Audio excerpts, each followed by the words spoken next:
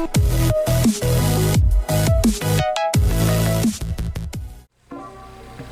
guys, it's Non-Lammers of Invoked 101. Welcome back. Today we are doing my XO Speedroid deck profile post Battles of Legend.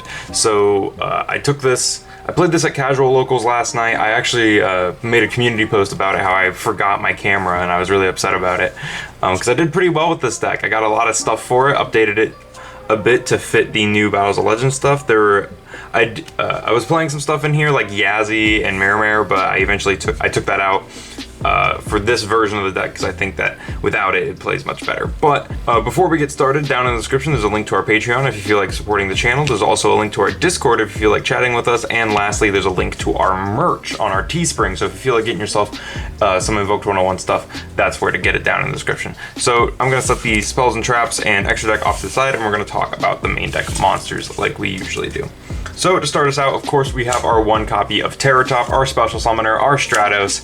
Amazing card, legit. This needs to get an errata that says, but you can only special summon wind monsters for the rest of the turn, and then come back to 3.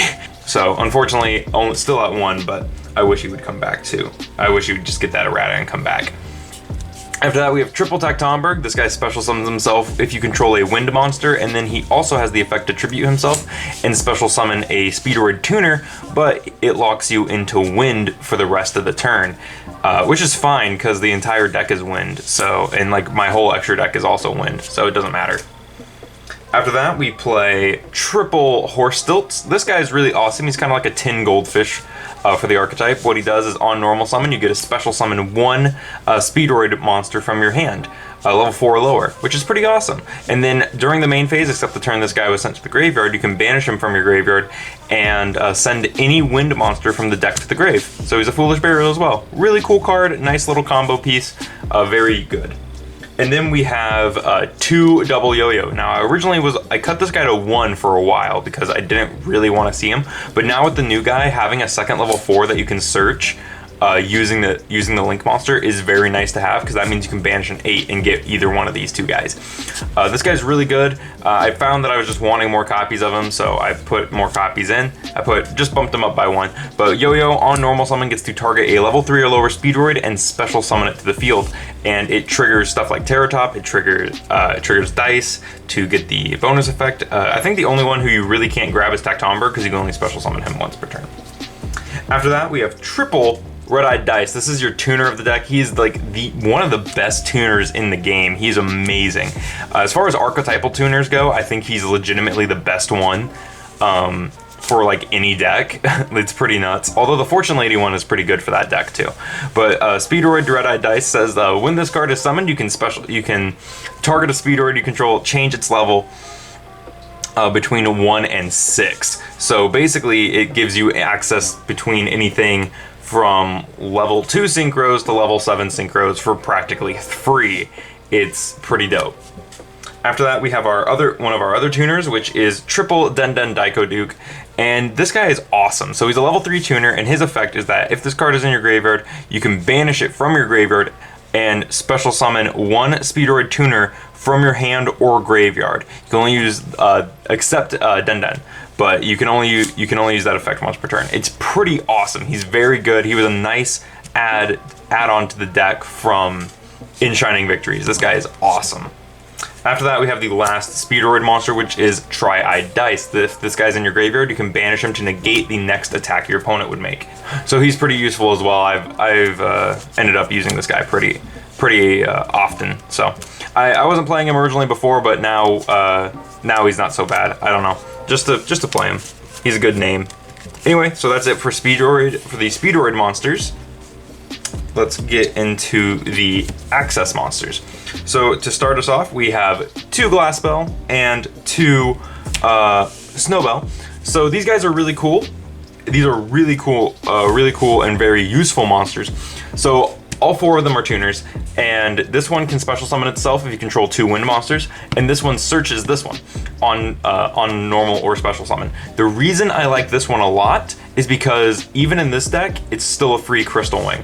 And how that works is if you open this and Speed Lift, you can special summon a level 3 Speedroid monster and then search this, and you get a free Crystal Wing that way, because you'll have 2 wind monsters. And the bonus perk about this one, unlike the other one, is that this one only locks you into wind monsters, so you can still do a lot of your combo, plays with the other stuff. So if you want to summon this, use Speed Lift, and then go into the Speedroid, get Terratop, and then go into the Speedroid Link monster, and then try and get the yo-yo, you can do that and make plays. It's a very nice little engine, and it's still, I like this a lot better than the full Wind Witch package in this deck, because this doesn't stop you, this extends you, unlike the other Wind Witch, who in Speedroids now stops you instead of extends you.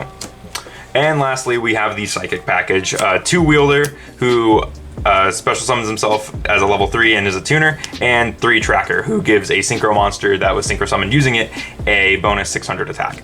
I like these guys in this deck. They're just free materials to do other stuff, mostly for synchro summons, because a lot of the tuners in the deck are level 3 tuners.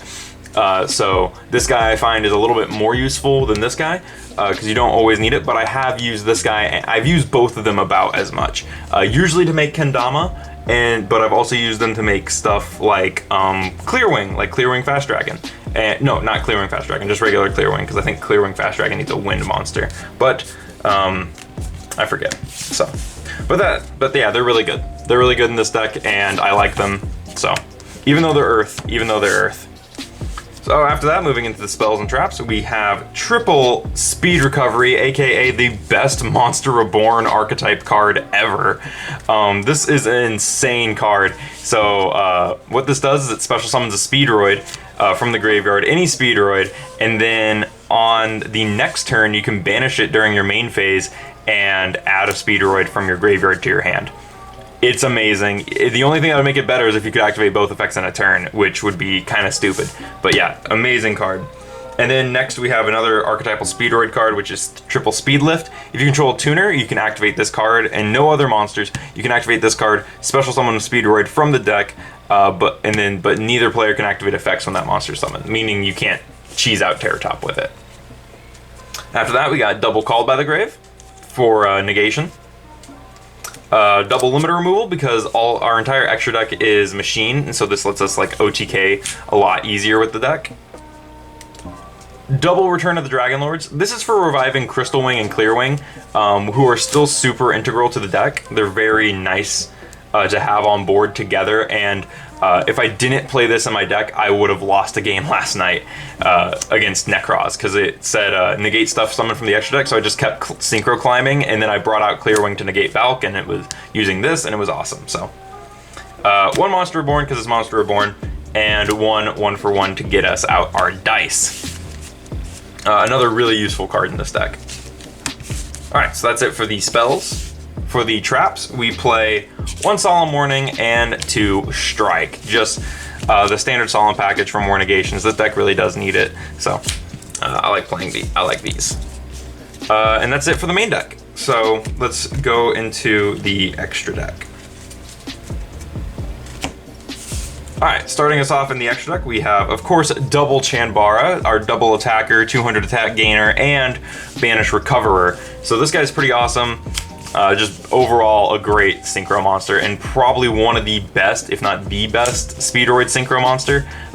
Just super dope. Then we have another card who wins games in time. This is Kendama. He burns for 500, and if he is in your graveyard and you control no cards, you can special summon him from the grave. And so that's pretty amazing. Just another super useful card.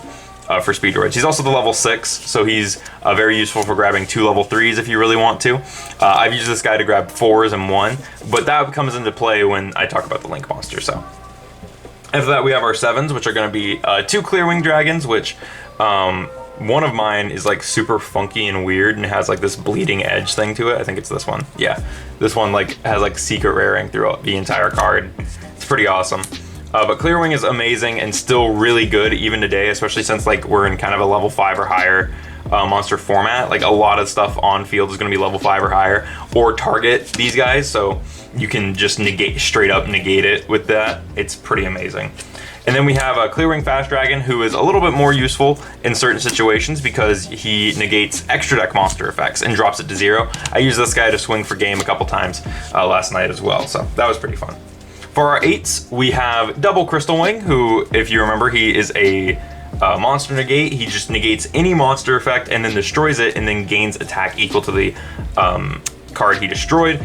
And then also, if he battles a level 5 or higher monster, he wins. He will do, because he gains its attack. So he will go to whatever, it will be like plus 3,000, whatever the attack was. So you're always doing 3,000 damage with him. After that, we have the new guy on the block, High Speedroid Kite Drake. So this is the new Speedroid Synchro Monster. Should have been a 7. Like, I cannot stress how much this should have been a 2800 level 7 Synchro Monster.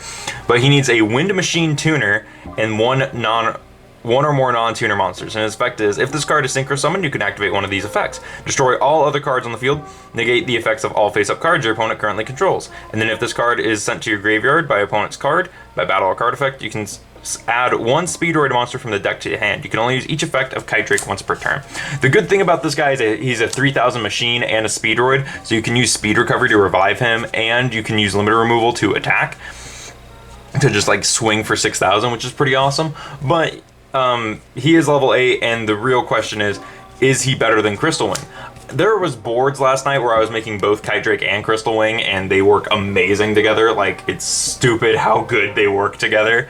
Because basically, you summon Crystal Wing, and then you summon this, and you do a mass negate, you hold your negate, and then you just start swinging. So, it's pretty awesome.